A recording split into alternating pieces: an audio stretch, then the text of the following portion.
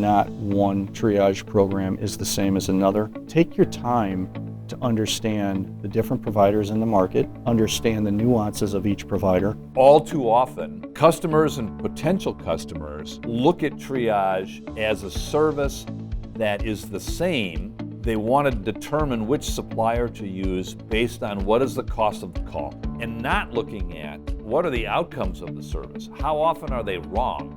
Saving 3, 4, 5, 10% of the cost of the call is insignificant compared to 1% of referral difference.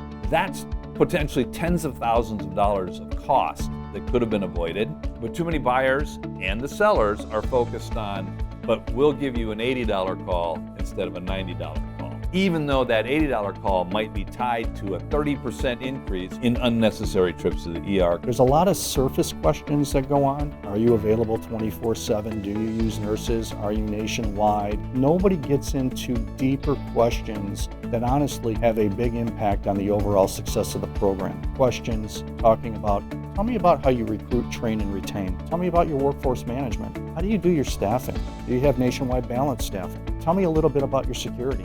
Don't assume that everybody is the same. There are different models out there from independents and from TPAs, as well as managed care organizations, and really do your due diligence.